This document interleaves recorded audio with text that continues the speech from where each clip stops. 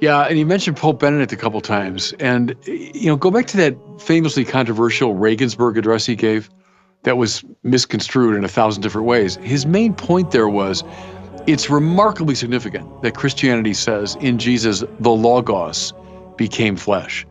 Because what that does, it permits a dialogue, literally dialogue, with the sciences, with history, with culture, with law, with all the deepest aspirations of the human heart. Because what we're longing for, whether we're in a cultural framework, a legal framework, a political framework, we're looking for logos in some way. We're looking for mind, for reason. And so Christianity doesn't have to position itself as sequestered over on the side of things. No, it's at the heart of everything. Because if the logos that every scientist is seeking, every artist is seeking, every decent person is seeking, that's the logos that became flesh in Jesus. So it enables this marvelous cultural conversation, which has marked Christianity at its best from the beginning. The point he was making there in Regensburg is a really vital one in a time of religious and cultural conflict.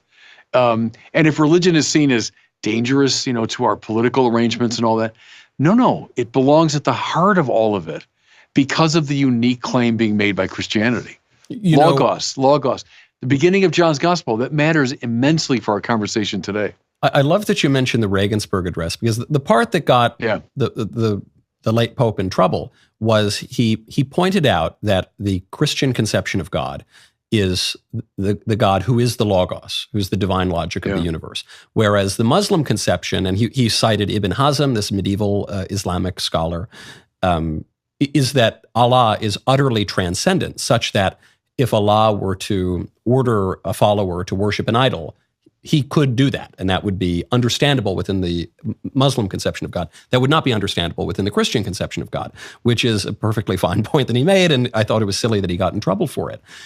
But it's extraordinarily significant, because if our God is the God that is the Logos, then that means it all has to make sense. That the whole story has to make sense. And so you mentioned in the beginning of the Gospel of John, you see Christ identified with the Logos. In the beginning of the Synoptic Gospels, what do you get? You get history. You get a genealogy. So how does one make sense of those two origin stories? Well, I read them together as the Bible compels us to. The genealogy accounts are meant to ground us in Israelite history. I think it's wonderful that the first page you see in the New Testament